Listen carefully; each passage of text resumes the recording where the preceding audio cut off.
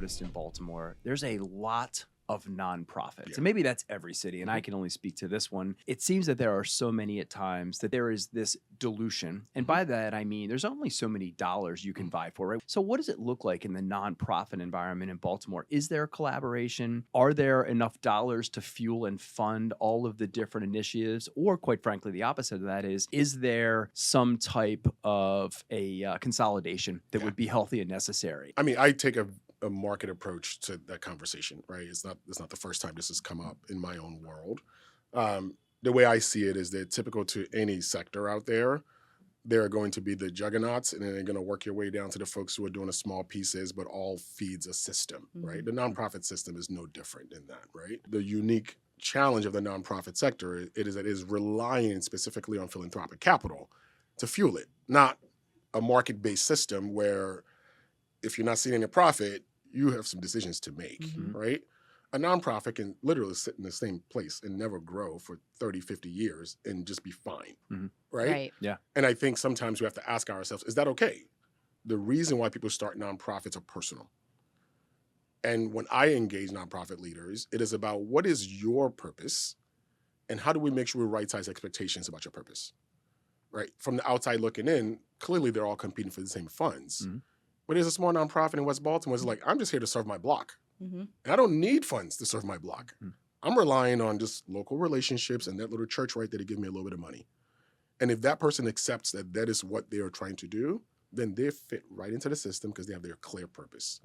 Now, if you have 4 of them on the same exact block doing the exact same thing, then there's a problem. Do we have enough resources to fuel all the nonprofits in the city? Absolutely not. And unfortunately, we have convinced enough people that the only way to solve problems in your community is to start a nonprofit. As opposed to like, no, there might be a market-driven approach. There may be a blended model out there, right? Or maybe you just go sit on a board of a nonprofit and keep your day job. But there's a culture about entrepreneurially, you want to do something and you see 2 boxes. Either start a nonprofit or I start a for-profit if I want to do something of my own. And most people go this direction to the nonprofit side because that's what they know, that's what they've seen. They don't have anyone to say, well, that thing you're simply using a nonprofit designation for, it actually makes better sense as a for-profit because of where the revenue is likely to come from. There's a lot of miseducation in that regard. We don't have a lot of local big corporate foundations similar to the Bostons in your New York cities, where the corporate foundations think of their backyard first. Most of our large corporates have either sold to much bigger companies who are no longer their backyard. Is moving its North American headquarters out of downtown Baltimore. The company revealed it's relocating to Times Square next year. So we don't have as much philanthropic capital flowing. So I don't think we have more than other cities. I just don't think we have enough of the machine to sustain it.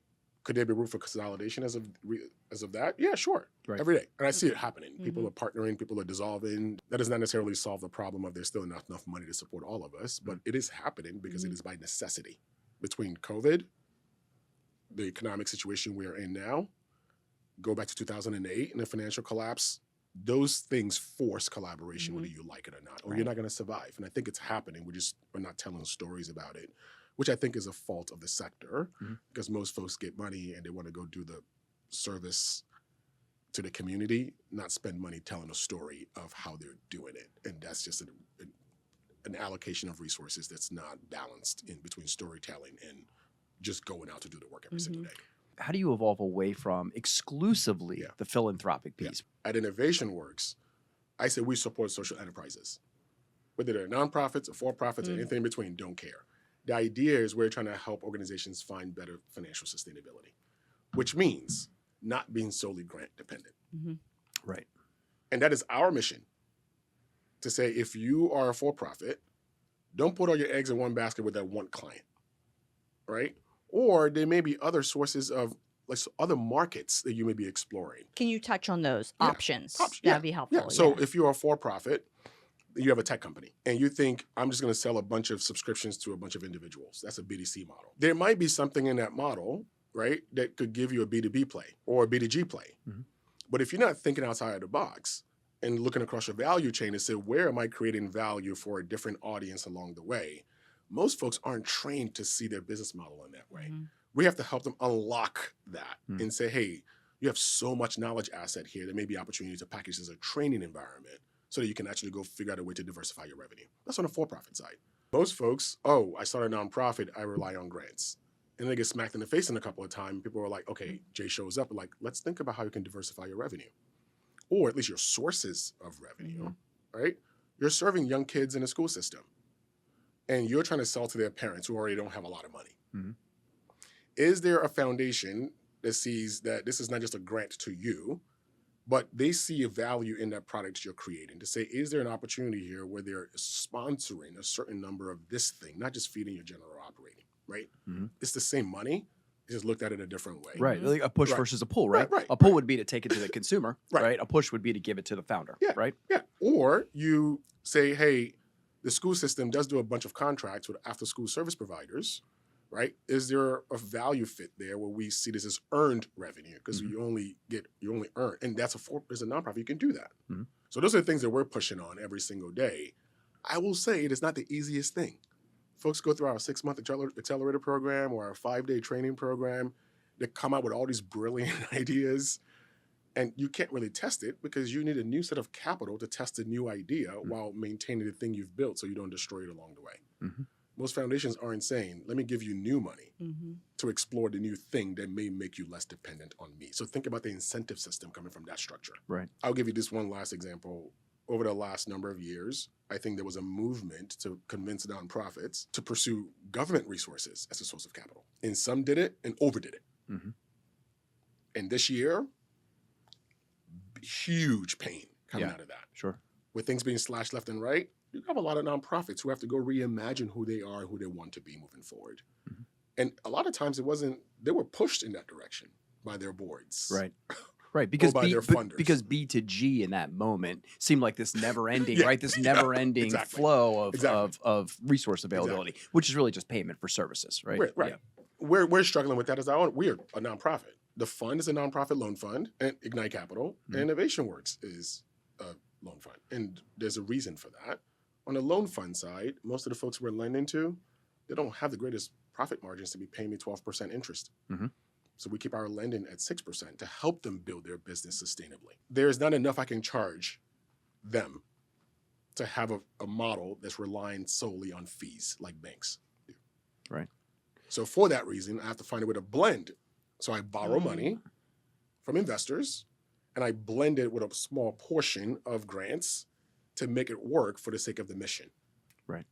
But it's mostly lending capital blended with some philanthropy to make the math work for the mission that we want to do. So on the ground, as a person that's doing this day in and day out, what does it actually look like from a support research or resources priority? That's a big one, right? The priority. What does it actually look like? Yeah, I mean, I will say this. I don't envy the governor or the mayor.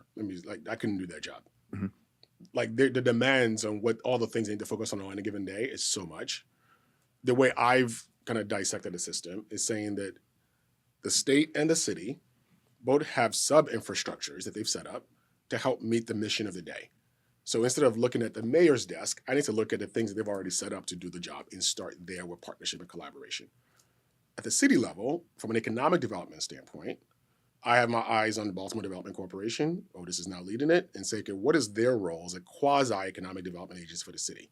That is where most of my attention sits. Mm-hmm. And then we got the Neighborhood Impact Investment Fund and Mark. And what are you doing over here to make sure we get capital out to build infrastructure projects in the city? When I look at those two places, I'm like, all right, I see the good things that are happening. Are they talking to each other? Oh, yeah. Right? GBC is doing their thing. BDC is doing their thing. You know, everybody has their mandate. Yep. And the mandates are clear enough where we can hold them accountable. Right. Right. But also then doesn't subject, because we talked about fragmentation, right? When you immediately throw out 3 different organizations, so if that mandate isn't clear, then you risk overlap, redundancy, and then you have this fragmentation where nothing gets done. Absolutely. It feels that way. It does. Okay. Yeah, it does. Absolutely. Okay. And I will say this, and my friends in the mayor's office know that I've said this to them as well. Right. I don't know that Baltimore for a long time has had one economic development agenda that we can all rally around. Yeah. Now, 3-4 years ago, I was part of the group that helped, like, with BDC, organize this. Like, every 5 years, you got to file a document to the EDA to say this is the EDA is Economic Development Agency. Understood. To say, as a municipality, this is our plan for growth for the next 5 years, Mhm. right? It has to happen. In the past, how it happens has been very different. Sometimes it's just a team putting it together. This time around, it was like a citywide effort to like help inform this. And I give Colin a lot of credit for going down that road. But BDC files it with the EDA. That doesn't necessarily mean that GBC is buying to the same plan or someone else is buying to the same plan. Right. It's just that they had a responsibility to do this thing on behalf of the city. Mhm. And the mayor signs off on it. GBC's responsibility primarily for a long time was to the corporate community. Yeah. And their needs. So it's not the same audience. Right. Right? So again, they're responding to, and I study the boards. Like, who are the boards of any of these things? And therefore, where is a signal coming from about their directions? Mhm. You would need a really, really strong-handed, powerful mayor to like pull all that together. Right. I don't think Baltimore has been that, from my observation. Obviously, in every opportunity we hear from our mayor and his team, we're going to hear about like the reduction in violence, right? Mhm. That is one big KPI. Yeah. Right? And that's really important because as somebody who has to go raise money from outside of Baltimore and help entrepreneurs who are also raising money from outside of Baltimore, Mhm. you can't imagine what the news cycle of Baltimore over the last 5 years has done to our ability to bring resource into the city. We can, because we spent a lot of time Okay, until there we you had go. until we Yeah, had a there you daughter go. recently traveling, and Right. whether it would be as simple as an Uber ride. Where are you from? Yeah, Right. yeah. The first thing, where are you from? Baltimore. I'm sorry. Yeah, Like, I mean- why are you sorry? Because The Wire was written Right. 20 years ago. But forget the individual sentiments. Yeah. It's about people pushing resources Yeah. Mhm. from large Mhm. foundations. Right. And they're like, wait, you've had how many mayors in 5 years? Right. Sure. Right? Yeah. Like, we can't put our money in a place that we don't feel like it's going to be sustained. That's right. Because because it's unstable. It's Right. There's a unstable, stability right. aspect But that is of it. shifting. I'm on a conference circuit right now. The fall was the big season. I just came from Chicago and Calgary from last week. And I will tell you, people are hearing like, oh, Baltimore, I heard like things are turning around. It's shifting. For me, that is a signal that I'm looking for. Mhm. So, as an optimist, I mean, let's talk about those. I mean, you're talking about like a cultural or shift, but what are those wins that you're seeing that someone like Mick and I aren't seeing, 'Cause at or least- the average Joe isn't? At least Yeah. there's a marketing problem, right? Yeah, yeah. Because that is not getting out to us, right? Yeah. The messaging isn't as strong externally as it could be. So- As someone who's right here and can't hear it. So there's a lot has happened in the philanthropic community, around the philanthropic community coming together to talk to each other over the last number of years. COVID was a big part of like forcing partnerships. Yes. That's Survival huge. mandated Yeah, it, right? Yeah, but it's happening. Yeah. And it's still happening. And we have to give credit to that, right? The entrepreneur ecosystem is definitely far better organized. There are a couple of like bodies that are formed to help us all get around the same page and at least talk to each other. The base network that's housed at BDC, forced by COVID, is the leaders of all the different entrepreneur support organizations in the city that have been meeting monthly since 2020 and still happening. It's not monthly, weekly since 2020. Oh wow. It's a Zoom call every single week where these folks come on a call to talk about what we're seeing, what you're seeing, what you're seeing, and how we can be innovating. Like, that's happening. When I watch GBC roll out their agenda, very ambitious agenda, I'm like, at least I know what the agenda is. Mhm. I can hold you accountable to. For the longest time, I didn't know what GBC did. Mhm. Right. Otis at BDC, like, I posted like 7 jobs recently, and I can go into every single job description. I'm like, oh, wow, I know what your vision is based on a job description. Before then, I don't even know like what the thing is. There's a lot more clarity and visibility Mhm. that I think we have to celebrate in a moment. My fear is that in this moment, and I mean, I think we have one of the only moments I've seen in my almost 30 years in Baltimore, or 25 years in Baltimore now, where it feels like everything's fully aligned. You have amazing leaders in place. You have big, ambitious plans in place. Whether perfect or imperfect, it's there. Mhm. And it's going to require so much more fuel to like make the big turns. Like, everybody's going to do their part. Bramble's going to do his part, and this person's going to do their part here, and Wanada's going to do their part in West Baltimore. But for us to see everything shift in the right direction together in a consolidated way, you're going to need a lot more resources. Mhm. And I don't know where that's going to come from. You know, people always talk about, oh, Detroit in the Renaissance. I'm like, okay, Detroit had one like massive source of capital. Mhm. Yeah. And that was Dan Gilbert and his family. Yeah. It wasn't necessarily the city. The city went bankrupt. Mhm. You had a company and a founder and his family who like amassed a bunch of fortune and decided they were going to go all in. And they were already investing in the ecosystem. They have a venture fund. They have a bunch of things for entrepreneurial development, and they just decided to go big. And I mean, I think a lot of folks will credit that to having one bold visionary who said, "I'm going to rally everyone else and just take the first." And that's something we have not seen in Baltimore. Yeah. For someone listening that wants to help, who should they contact? What should they do? They're like, this cause is meaningful, and I want to get involved. Call me. I mean, I'll go crazy with my phone number out there. But no, no. I mean, so here's the thing. Again, Baltimore is a home away from home for me at this point. I love this place, and I really, really do mean, like, our organization's mission is my own mission. It is to help grow the local economy, because I want my kids, when they grow up in Baltimore, to say Baltimore is a place I choose to stay. And the reasons that he will stay are the things that we're fighting for today. Right. And I think there are many people around Baltimore who understand just that same fight. We are a cog in the wheel, and I'm happy to take like calls or emails from anyone who wants to like be alongside our mission. Or if it's like, Jay, I believe in the broader vision, but not necessarily your mission, let's talk too. I'll send you to my friends. You can go talk to them. Right. But I do think we need more hands on deck. And people to actually like believe in the moment, because I have enough conversation with people who are like, I'm just waiting and seeing. I'm like, you can. Time is only passing us by though. Is there anything that you'd like to share, final words, or just anything valuable with everybody listening? Anything at all? Yeah, I mean, believe. Not to put you on the spot No, or I mean, anything. believe, right? Yeah. Believe in if you're sitting on the sidelines, believe and take a step.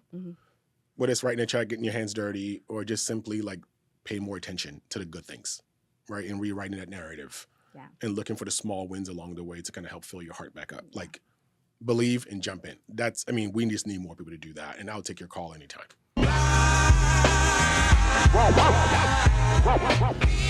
Welcome to Ace Rodney. Talks for the Superstars. Tonight, guest is